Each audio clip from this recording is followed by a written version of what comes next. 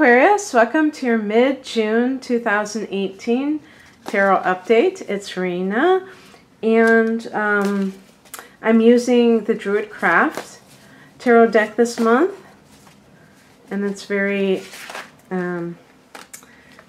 pretty. The cards are very pretty.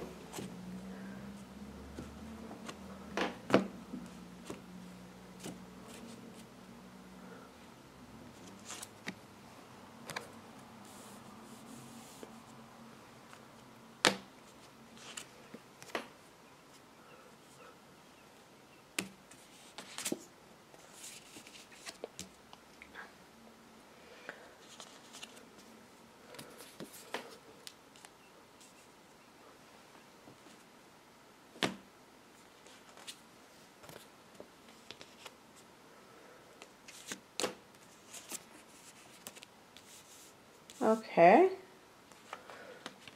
All right.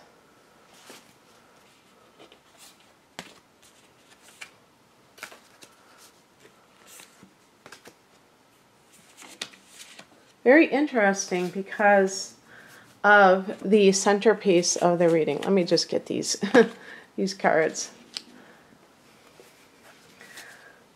to the side. Oh man. The way I have my camera set up, I have to kind of lean over. Okay. Well, the centerpiece is this wonderful Chariot card, which is a card of victory. Okay, it's a card of... And it's interesting, in this one they show two horses. I'm not sure if in every deck they always show two horses or one horse, but the... grabbing the reins of the horse is kind of like symbolism for marshaling your forces, getting your thoughts kind of honed in on one thing. And the Chariot card is also a card connected to Cancer. It can be a new vehicle for some people, or travel maybe even. But I feel like it's something in terms of a hard-won victory, because we have the Seven of Wands and the Nine of Wands flanking it. And both of these, to me, are defensive cards. The Seven of Wands is coming into this situation, and this is like this feeling of defensiveness. This person may, if this is like a relationship issue, it may be that this person, whoever this is, it doesn't have to be a romantic partner, it could be a parent or a sibling, and they are saying things that cause you to feel like you have to be on the defensive. Maybe they're accusing you of something and you feel like attacked. You feel like, you know, why are they putting this on me? Even like a boss, I suppose, could be the same. So if for some people, it's like you have won the war, but you have gone through something where you had to deal with somebody who was constantly accusing you of something, or maybe even just questioning your value, your worth. And the spiritual message in all of this is represented by the Nine of Wands, which is about having that armor, being able to withstand that kind of thing. And with Aquarius, I'm trying to think about your emotional nature. Probably, I think more than most people, Aquarians don't get bent out of shape if somebody does something. But in terms of the feeling behind it, you may have felt like there was something malicious, there was something controlling about this person's behavior that you didn't like. And the Nine of Wands too, I do have to mention this because I think this is important for Aquarius, is about not getting too, you know, not going from one extreme to the other, where you feel attacked and then you get this big wall up where you don't want to let anyone into your life. And Aquarius sometimes does have this ability to kind of just cut somebody off, you know what I mean? If they, you know, if they've had enough of that person, they can be cut off, but then you cut yourself off. So it's, I mean, and when I say cut somebody off, there may be somebody that needs to be phased out of your life, for sure. But to take that experience and then to say, well, I'm never going to open my heart again, period. Or, you know, having those like rather extreme reactions to whatever happened, where you take it to the next level, is kind of where I'm going with that. And not to do that, because then you just, it's like throwing out the baby with the bathwater, really. And what crosses you is the Four of Cups. I got this for Taurus in the exact same position. What this card can represent is dissatisfaction and boredom. And, you know, it's very interesting, because I would ask you, do you have a tendency to get bored rather quickly with a relationship, with a job? And I don't know. I don't see Aquarius as a sign being that way. You're a fixed sign, so I think you can tend to stay the course, if you will. But maybe, just like with Taurus, it's saying perhaps you allow that state to take over and it becomes inertia, and then you stay someplace that you don't want to be, and really your emotions are your guidance system. So you don't want to give them too much power either, but by the same token, you do want to be somebody who is able to leave a situation that feels unsatisfactory. And it seems like, you know, it's funny, like when I look at those cards again, I think of somebody who's getting it from all sides almost, you know, and it's, you are going to have a solar eclipse in your sign at the end of July. So maybe this is kind of like the finale before a lot of things change in your life. And you're, you know, sometimes right at the end, you know, there's always that little bit of extra that comes about.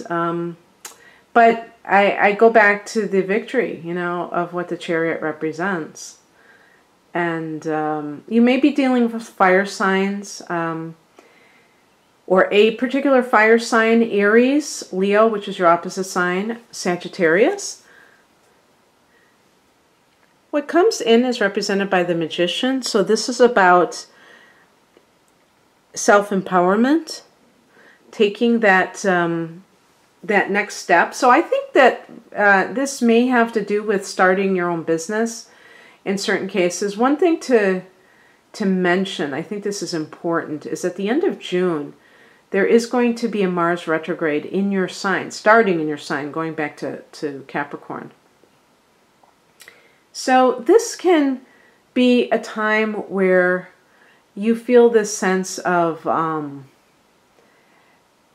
you know, with Mars retrograding, and it's in your sign, where you have to do a lot of inner work, where it's not going to be about you promoting yourself that much in the next couple of months. You might have to do well, at first it may be more about reviewing how you do things, and later on in the transit, maybe sometime in July. And it's interesting that this is dovetailing right with the lunar eclipse in your sign. It's going to be in your 12th house retrograding.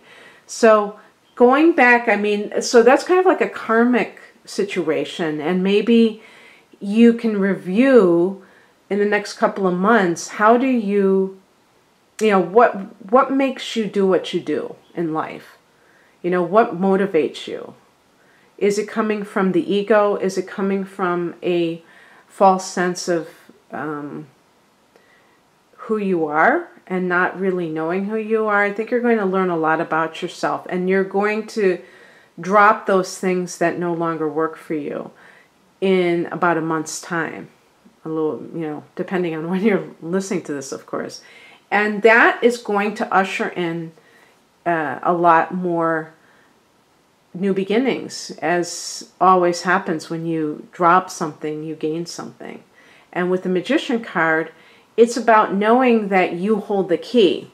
I think sometimes with fixed signs, they're waiting for this outward stimulation or catalyst. The fixed signs are the builders. So they take what other people begin and they add to it, and they just maintain it. And you may be called to be creating things for yourself. The reason I brought up the Mars retrograde is that if you're thinking of starting a business, feel it out. See if it feels good to you, because normally they say not to start new things during Mars retrograde periods.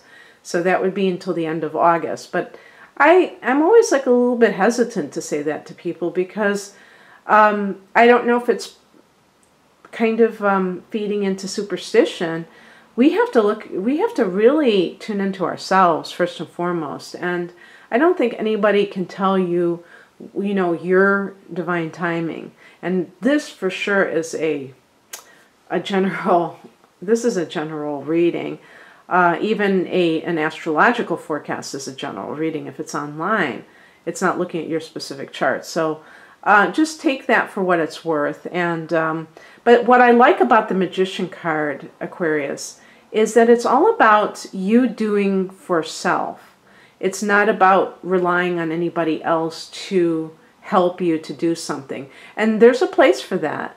But it's wonderful when you feel this sense of initiative, taking the initiative about something. And it's like alchemy too. That's how I characterize it, is that you're taking something and you're making it into something more valuable.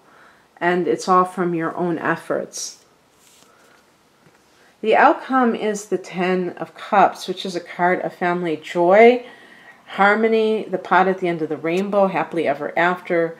Marriage is very strong with this card. So if we look at it from a romantic perspective, it's possible that you have been able to disentangle from a relationship that was really dragging you down. Maybe it took a lot longer than you had hoped for, and maybe you realize in retrospect that you stayed there too long, but you did it, and that's the important thing. And I'm thinking that maybe this is why I'm seeing this fire energy, that it's with a fire sign. I think the importance of this card is the Magician card, and the reason I say that is that when people really feel that they have to take control of their life, I think of the Chariot as about taking control of your life as well. And when people really feel that they are responsible for themselves, it's amazing what they can accomplish, and even in a short period of time. It's mind-boggling. I mean, I can see somebody being married for 20 years and then in an unhappy marriage, and then meeting somebody that they consider their soulmate, or somebody that they really feel especially if it's a fire energy, it's like bringing you back to life. Bringing the child out in you, the playfulness. You may have been in a situation where it was very, possibly with a water sign individual, and it felt like kind of a bummer. It felt like the person was dragging you down emotionally. And it's not because emotions are bad, but if this was it's funny, maybe it was a Cancer. I never thought of it that way. A Cancer person with an Aquarius, that's kind of an unusual combination. The other water signs are Scorpio. Now that I could totally see. And Pisces. And you may not have really realized it until it was too late that you were emotionally incompatible, that they were, maybe placing too many demands on you, on your time, on you to prop them up. If they were someone who was relying on you to provide them with emotional support, then you may have felt like this sense of resentment that you wanted to break free from that. And now you have something that feels a lot more comfortable, a lot more positive. I think that's the main thing. The Seven of Wands, I think with Scorpio, there may have been some accusations and things like that. But even a Pisces individual that, with Cancer too, a lot of times what happens if you're with a water sign person, they will tend to blame you, or well, no, it's not so much blame, but they may think that you don't care enough about them. And they're basing it off of how they need to be loved. And they don't see that perhaps both of you are in the wrong relationships with the wrong people. And that neither one of you is wrong for wanting what you want. So it's very interesting. But I feel like happily ever after is the way I would characterize this, because that's how it ends the reading. And I love those last two cards, the Magician, Ten of Cups, for you, Aquarius. Well, I hope you enjoyed this, and if you'd like a more personalized reading, the link to my website is below, rainaminastrology.com. Take care, Aquarius. Bye.